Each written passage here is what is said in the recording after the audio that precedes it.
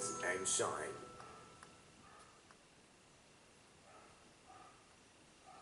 Welcome back, your favorite morning show on a Monday. But today is a special Monday indeed, as we had the long weekend. And the reason behind today being a holiday is today is the Binara Poa Day, and the Bhikkhuni Sasana was formed on a day like today back in the times.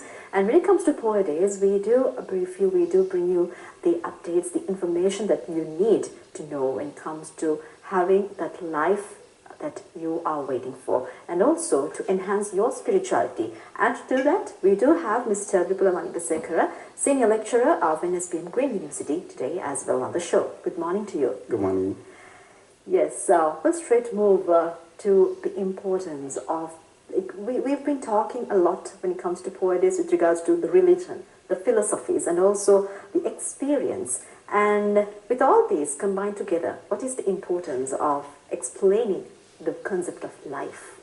Yes, the nature of existence, the nature of life continues to be inexplicable, so to say, whatever the way you look at it. And I saw it yesterday in the news that the scientists have discovered, it is called parapsychism, and this is a new word that I have seen. And based on that theory, they have found out that the universe is conscious of itself. Mm-hmm. Now, what does it mean? And the intelligence of the universe is said to be far too bigger than, the human brain. And also like, a bird making a nest. Where does that intelligence comes from? So that kind of thing. And in my own discourses, I used to say the existence, the life, is perfectly imperfect or imperfectly perfect. It is perfect because there is existence. So existence seems to be continuing. So therefore it has to be perfect. It is imperfect because there is duality, because, nothing is, like right. Rich and poor, and the people with sicknesses and the people who are healthy, and the haves and have-nots. So therefore, it is imperfect. So it's unfathomable.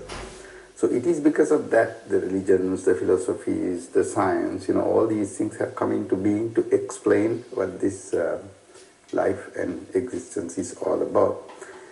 But religions is very straightforward, it's faith-based, it's based on a belief, and there's a creator, and the creator has laid down a set of rules, and you are supposed to follow them. And life thereafter is, you have day of judgment, and so on. Philosophies would take you a little further, and the philosophies urge people to investigate and find out things from different viewpoints. And that's about philosophy. To the science, in fairness to science, I think most of the discoveries, like medical science, it has helped to prolong the lifespan of the human beings. And then, we have been able to eliminate a lot of diseases. But having said that, science also has limitations, because I don't know how far it will take for science to discover something, for man to be immortal, so to live forever, kind of.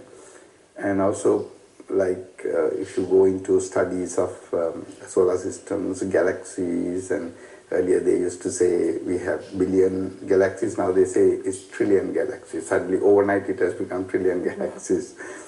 And also the light that comes from the closest star, it takes 4 light years. So, for instance, if a star explodes, and we will know only after 4 years, because it will disappear from. So there again, the science has its own limitations, and also, like, we have not been able to eliminate poverty, with the science. We have not been able to discover a pill which will, pull people out of malnutrition, that sort of thing. So there again, once again, that is science.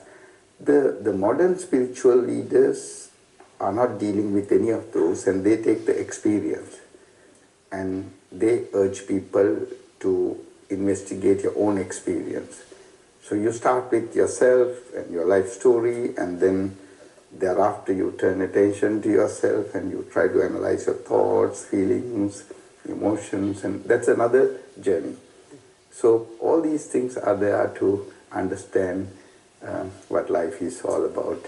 So how much of those avenues should you incorporate into your own lives to have a, meaningful one? Well, but that is how you define a meaningful life. Yeah. Unfortunately, if you look at the human model in the world today, people believe that to have a meaningful life, you have to have wealth, you have to have publicity, you have to have a nice house, you have to have a nice car.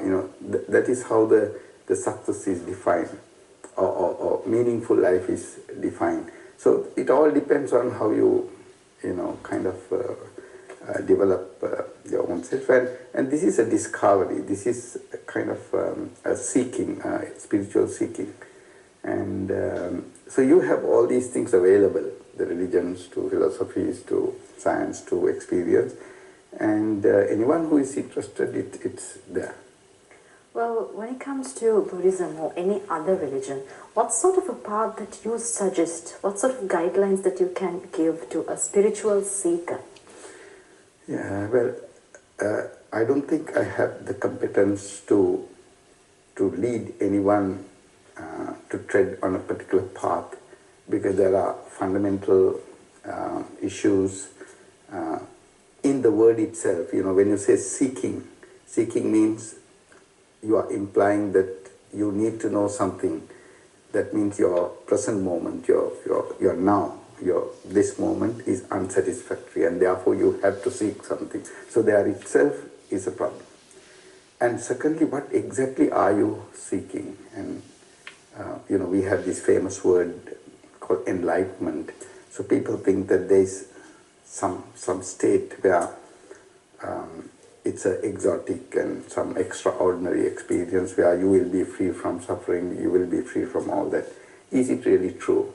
That's the second problem, when you advocate someone to tread on a particular path. And the third one is, how sincere are you when you embark on this spiritual seeking? Because I know a lot of people,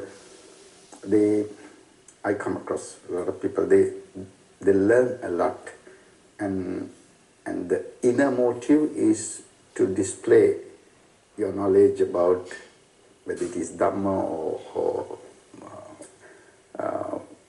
philosophy or whatever, and that is knowledge. So what is the inner motive when you embark on spiritual seeking? So all these things come into play. I would probably say you start from zero, and that is the best, because if you start your spiritual seeking from a particular foundation, whether it's a religious foundation or some philosophical foundation which you have got from your parents or from your teachers, you tend to make a mistake from the very beginning. But if you start from zero, there's a chance that you have enough space to exactly. And it's not like someone living in a well and all you see is whatever that is your surrounding inside the well, but you need to come out to see the rest. Yeah, with that, even with the known being a factor, starting from zero, there is the unknown, there is the unknowability of some certain aspects. So how do you explain that, especially in Buddhist philosophy? That is precisely why Lord Buddha, in one instance, in one of the discourses, there is someone who was keen to know the beginning of the world and the end of the world, and the beginning of the mankind, and all these kind of questions. And Lord Buddha compared it to a man shot by an arrow, a poisoned arrow, and he said, when a person is shot by a poisoned arrow, what would he do?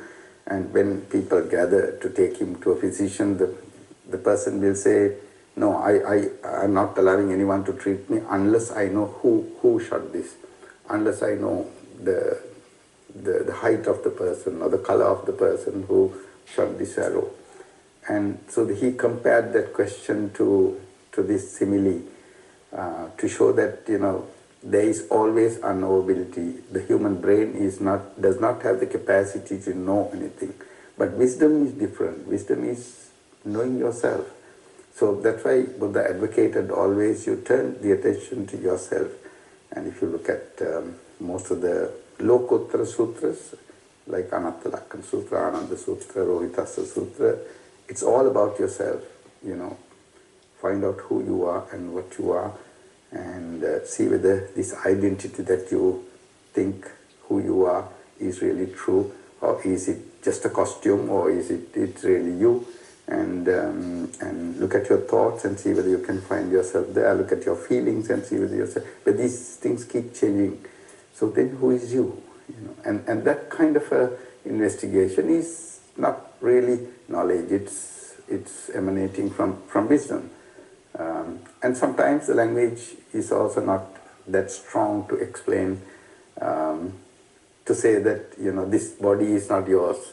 You know, you can't understand that.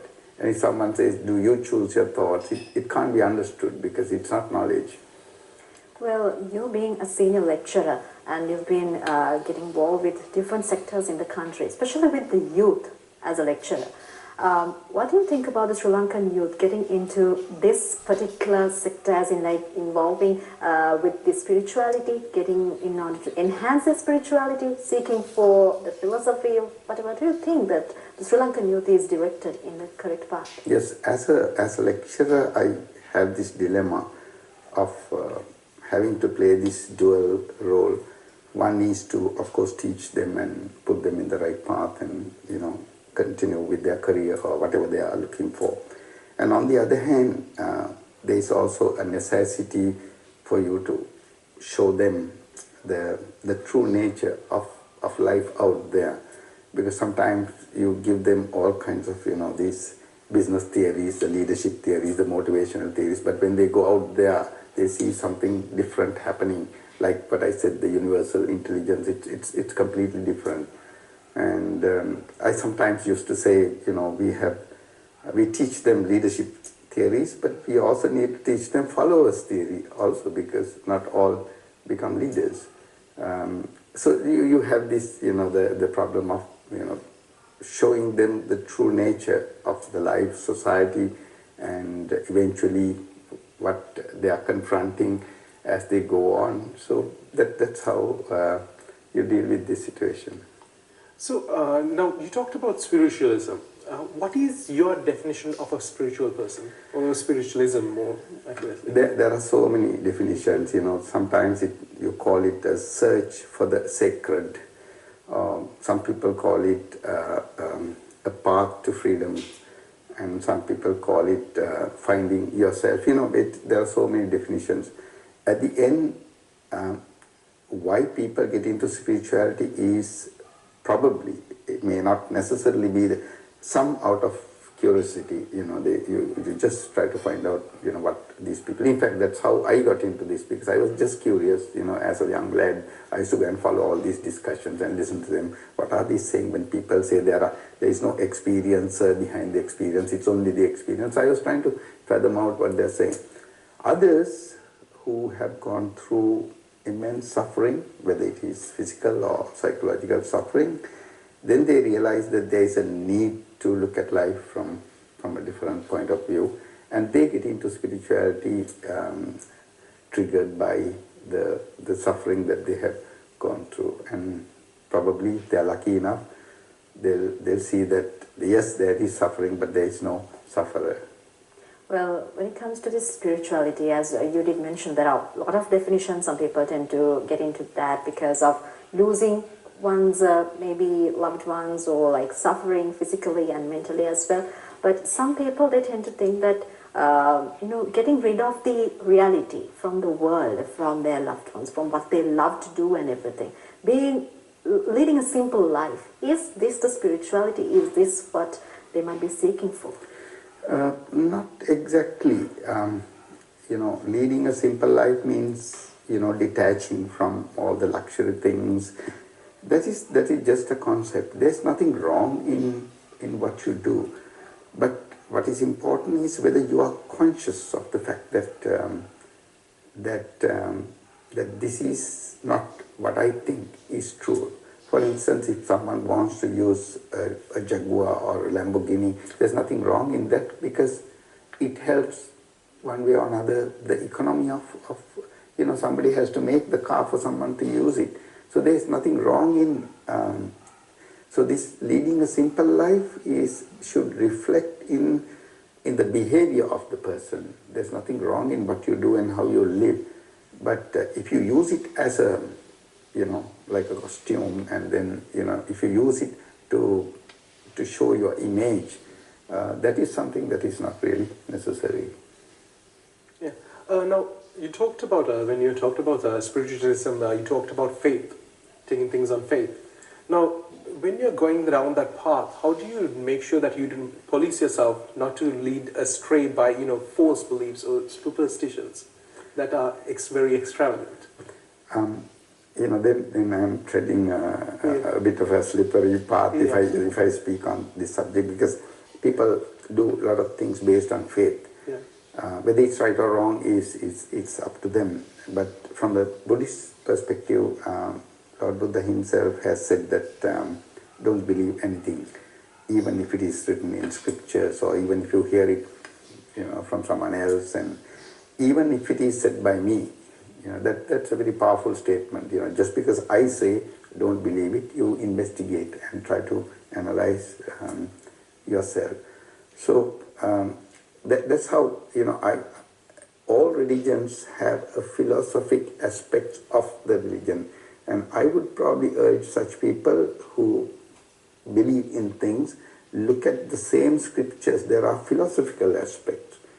Even the Christians, for instance, somewhere, I think it's under Matthew, Jesus Christ said, lose yourself to find yourself. What does it mean? So it can't be understood with knowledge. So everything has a philosophical aspect.